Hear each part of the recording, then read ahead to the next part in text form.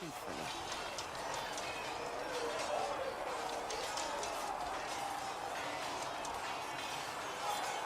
So, the Seekers commanded the Templars? No, the Order didn't assume command until after the rebellion. The Templars have always feared us. When a Seeker arrived at a circle, they knew trouble was afoot. That kind of power is troubling. You begin to think you are the only one who can solve the world's problems.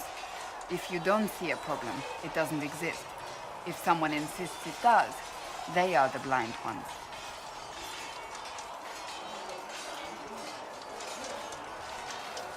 Do you think that kind of problem could ever be fixed? Possibly. Though the Seekers themselves would need to change. They were clearly not willing to, even though they abandoned everything they stood for to avoid it. In my heart, I believe they can still be salvaged, but not by their own hands.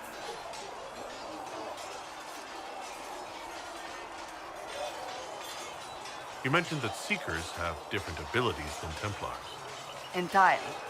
A Templar's abilities come from lyrium and are designed to hunt mages. Ours come from ritual and many years of dedicated training. We cannot be possessed by demons and are immune to mind control. Useful considering our role. Seekers can gain other gifts, but that depends on the individual.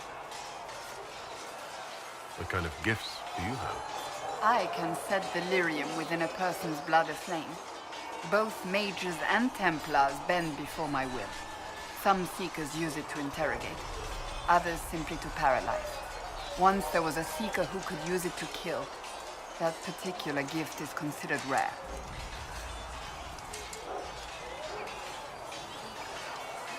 How does someone become a Seeker?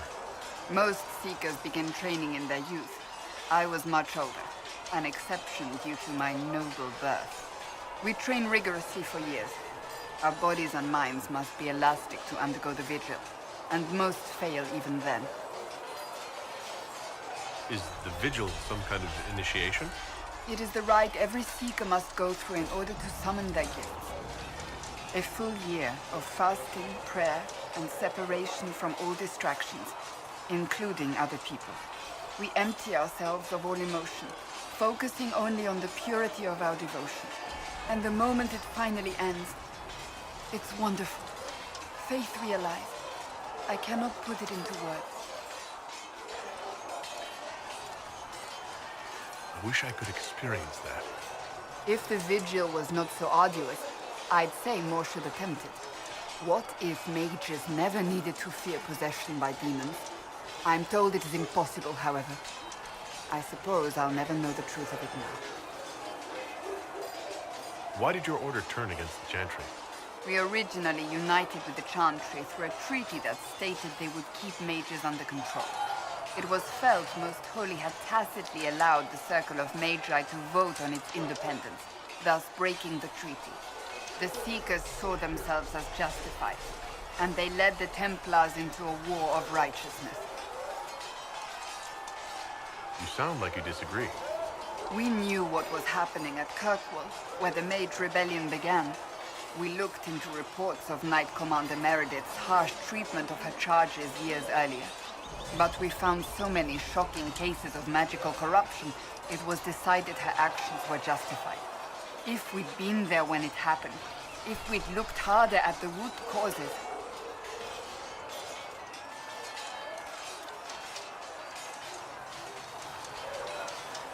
You're right. Something should have been done.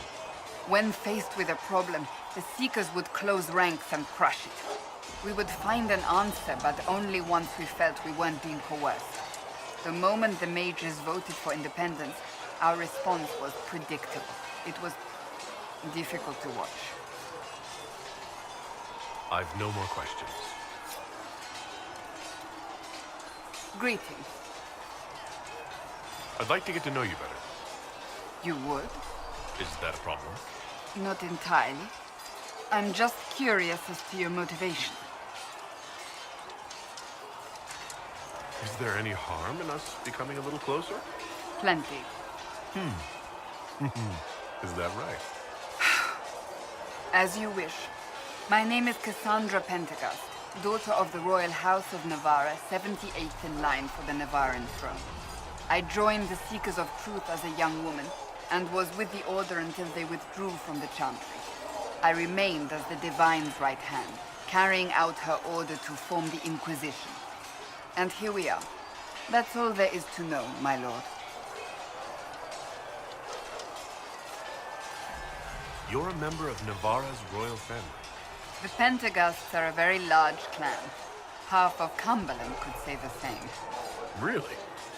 No, but it feels that way. I have hundreds of relatives so distant they need charts to prove we're related at all. And they have them. Oh yes. The Pentaghasts value their precious blood like it runs with gold.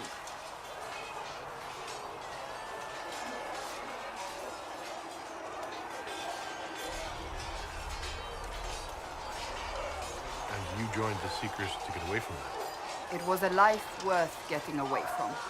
The Pentaghasts are famed for dragon hunting, but few actually pursue the craft. Most are fat and lazy.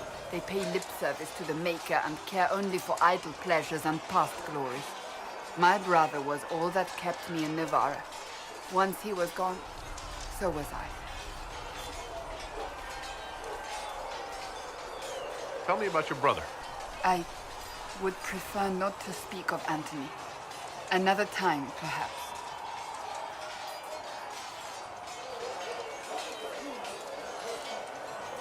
You don't seem to like your homeland much. My family polluted it for me. What little I saw of my homeland was through the bars of a gilded cage. My uncle treated me like a porcelain doll to be placed on a shelf and dusted only when necessary. Thus I did not see Navarra, the real Navarra, until much later.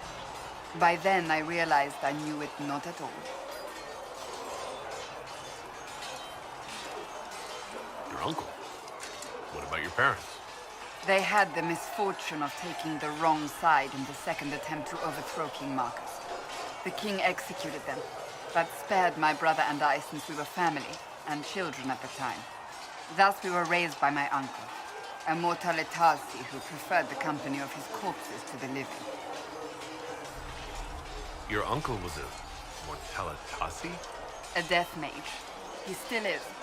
My countrymen do not burn the dead, they bury them in special crypts. The mortalitasi supervise the crypts, like priests. Uncle Vestalis oversees the grand necropolis. Navarrans spend more time honoring dead relatives than they do with living ones. It is odd to be so fascinated with death and its trappings. I will never understand it.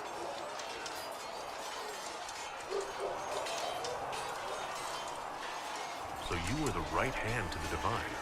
To Divine Justinia, yes. And Divine Beatrix before her, in fact. The position is normally reserved for Templars of the Knights Divine, but my circumstances were unusual. Unusual how? You don't know the story? Thank the Maker. I will tell you if you wish, but it isn't as exciting as some drum it up to be. The short version is that I once saved the previous Divine's life. My reward was becoming her right hand. But what does a right hand do exactly? What is your hand capable of? It gives, it takes, it beckons. It makes a fist. Liliana and I extended the Divine's reach beyond the Grand Cathedral. We went where she could not. After Beatrix, I was tired of the position and wanted to return to the Seekers. But Justinia convinced me to stay. Her vision for the future gave me hope. You thought she could really change things? Justinia knew the war was coming long before it began. She tried to avert it, but the forces arrayed against her were too strong. Sometimes you have to break a bone so it can be reset. That's where the Inquisition comes in. It was to be the answer. A means to preserve as well as an agent for change. I only wish she had lived to see it.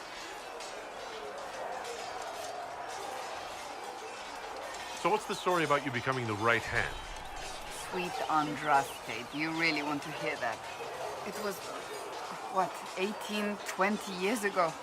Some still discuss it like it happened yesterday. The tale gets bigger each time it's told. I barely recognize myself within it now.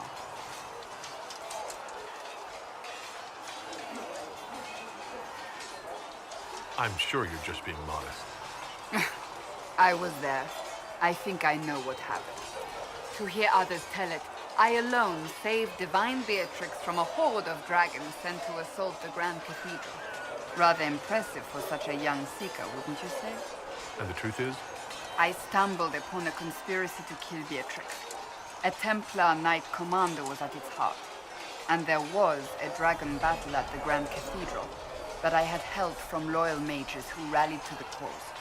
They freed the dragons from magical control. Without them, the Divine and I would both have died. Yet I became the right hand, and they are forgotten.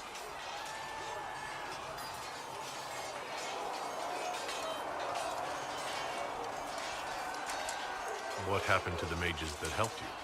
They went back to their circles, with rewards and privileges and most holi's gratitude. Many of them died at the conclave. You're delightful. You know that? No, I do not know that. I object. There is nothing delightful about me. I beg to differ. I think I preferred you in the stocks. I'll let you get back to work.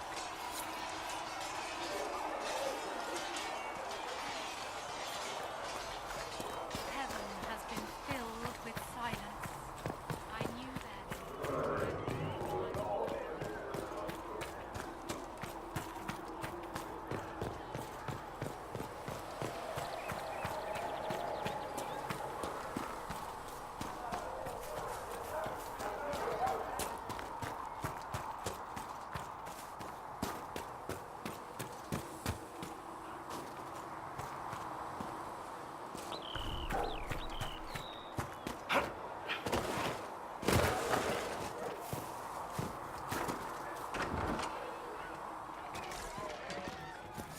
Wardens anywhere.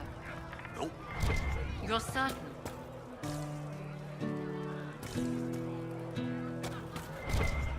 We're not paying you to be sarcastic.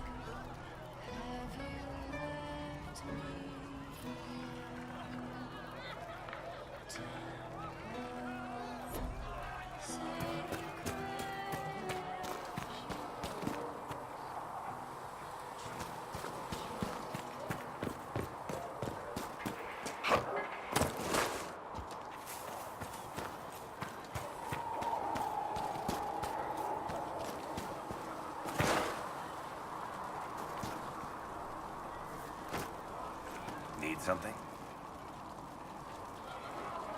Carry on.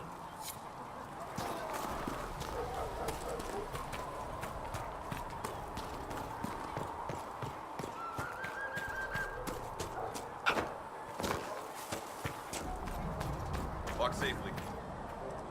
Yes? You seem to know a great many people. I have made friends, and on occasion enemies. It's unavoidable.